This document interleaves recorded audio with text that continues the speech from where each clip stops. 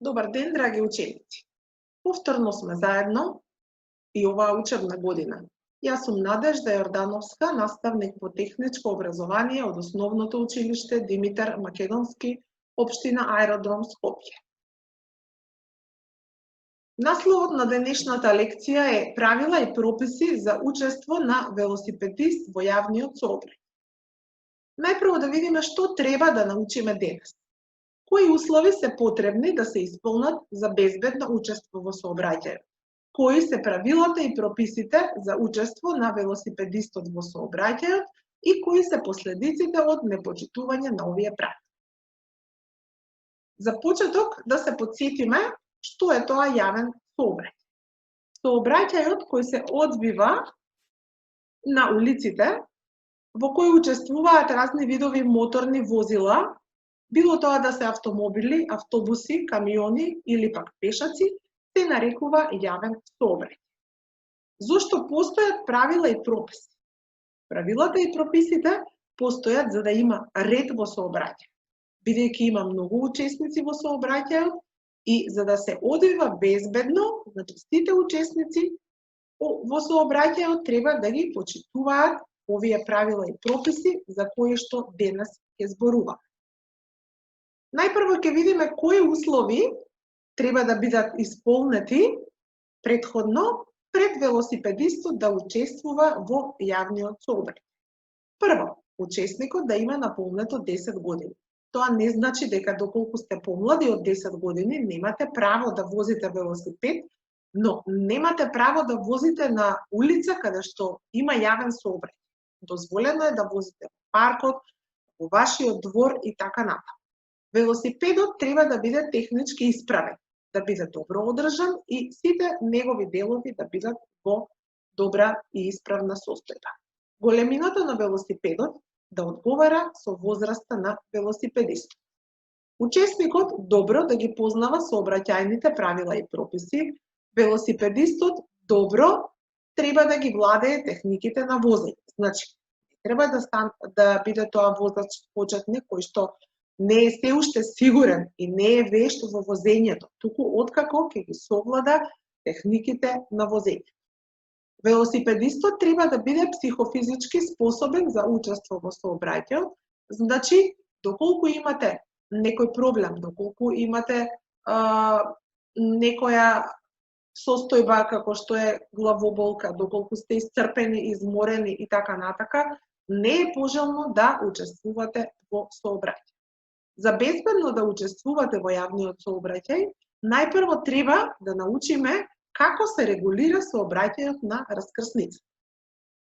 Регулирањето на сообраќајот е на следните 4 начини. Со сообраќајен полицаец под 1, под 2 со семафор, под 3 со сообраќајни знаци, под 4 со правило на десната страна. Еве овде на овој слайд е прикажано регулирање на сообраќај со сообраќаец. На првите 2 слики, положбата на телото, односно на раката на сообраќаецот, дава знак на сите учесници во сообраќајот дека треба да застанат. Односно, овој знак кажува забрането движење на сите учесници. На следните 2 слики, иако положбата на телото е малку поразлична, но значењето на сигналот што го дава сообраќаецот на двете слики е исто. Забрането движење на возилата што доаѓаат од правецот на грбот и градите. На следните 4 слики имаме уште 4 знаци кои што ги дава сообраќаецот.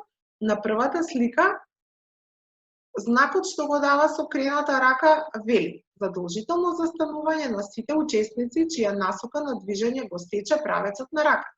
На втората слика сообраќаецот покажува задолжително застанување на возилото, кон кое што е посочена раката. На третата слика сообраќаецот прави вертикално движење горе-доле со раката и тој знак сите учесници во сообраќајот го разбираат дека треба да ја намалат брзината на движење на возилото. Додека пак ако сообраќаецот прави кружно движење со раката, тој знак важи за возачите во чиј правец се дава овој знак, тие треба да го забрзаат движењето на своето возило. Втор начин за регулирање на сообраќајот на раскрсницата е семафорот. Верувам дека сите добро го знаете значењето на светлата на семафорот, но еве да се потсетиме. Црвеното светло вели забрането минување. Доколку црвеното светло и жолтото светат заедно, тогаш знакот ни кажува подготви се за тргнување, бидејќи следи зелено светло, чие значење е дозволено минување. Но, кога ќе видите жолто светло, тоа значи дека зеленото светло завршило и ќе наидете на црвен сигнал, значи забрането минување. Трет начин на регулирање на сообраќајот е со сообраќајни знаци.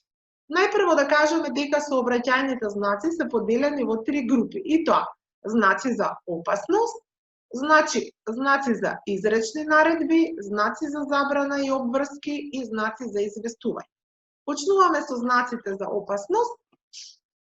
Тие се препознаваат со тоа што има триаголен облик, црвена рамка, а символот, односно знакот, е со црна боја. Овие знаци предупредуваат за опасности на кои што можете да наидете по пат. Втората група знаци се знаците за изречни наредби, значи со нив се изрекуваат наредби. И тоа наредби за забрана, еве ги знаците, неколку примери. Тоа се најчесто знаци со кружен облик, со црвена рамка и символот е со црна боја.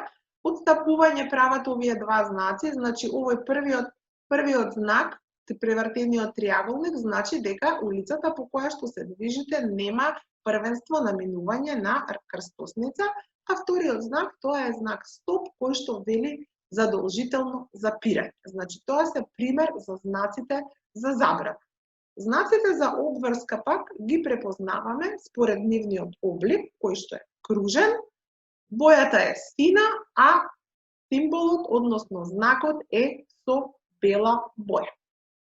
Со нив се прикажани обврски кон кои што мора да се придржуваме, односно да се почитуваат. Знаците за известување пак не известуваат за тоа, за објектите на патот, не известуваат за населените места кои што ги сретнуваме по патот, не известуваат за многу други информации кои што се корисни и од битно значење за учесниците во сообраќај. Првиот знак од прикажаните знаци за известување е знак со првенство на минување. Верувам дека многу често го среќавате на крстосниците. Ние знаеме поинаку да го кажеме знак за главна улица. Сакам да кажам дека овие знаци ги имате во учебникот и подредени се во табели.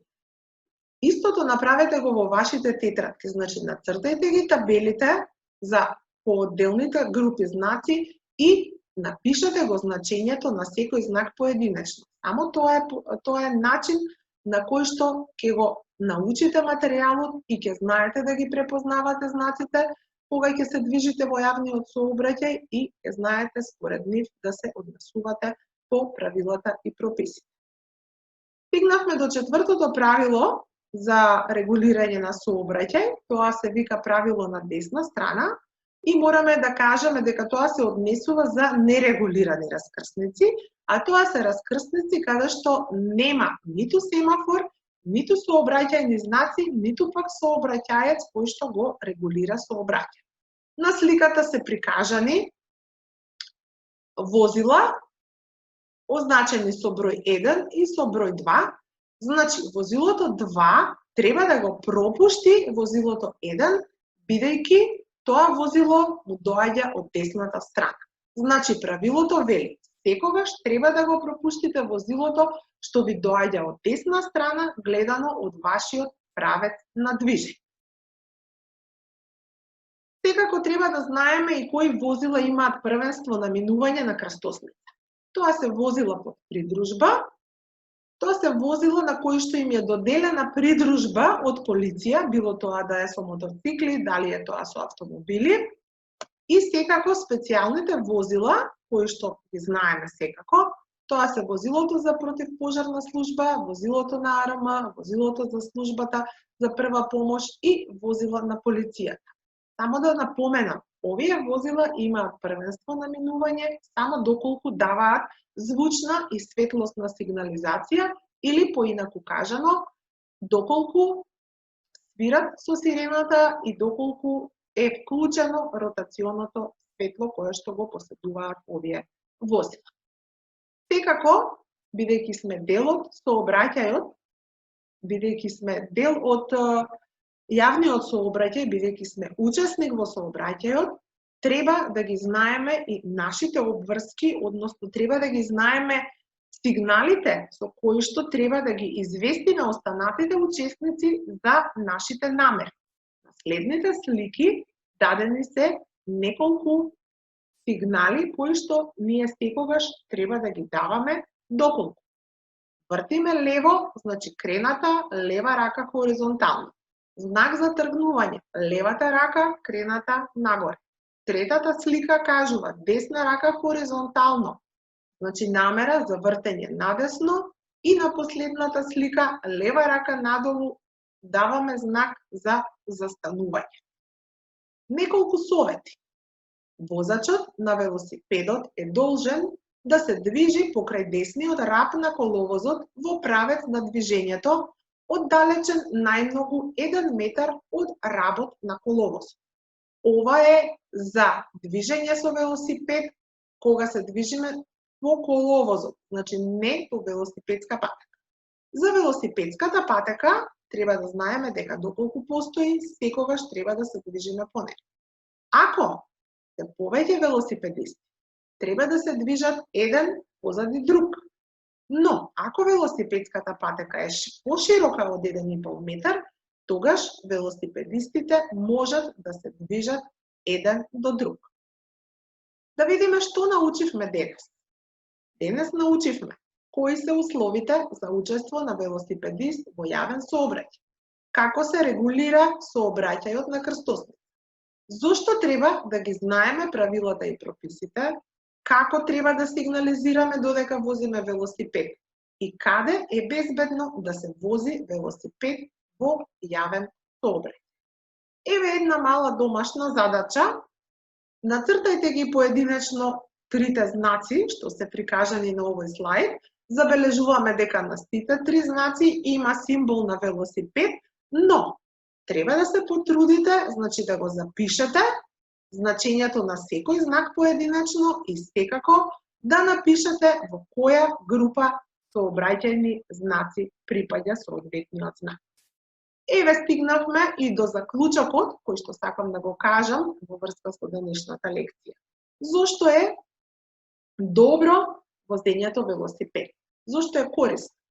Возењето велосипед е добро за вашето здравје. Возете велосипед. Тоа е еколошко превозно средство кое што не ја загадува човековата околина. Почитувајте ги правилата и прописите во сообраќајот. Со тоа водите грижа за вашата безбедност и за безбедноста на другите учесници во сообраќајот. И не заборавете, човечкиот живот нема цена. Ова беше се за денес, драги ученици. Ви посакувам успешно совладување на денешната содржина. Ви посакувам успешно учество во јавниот сообраќај и довидување, се најдобро до следната прилика. Благодарам.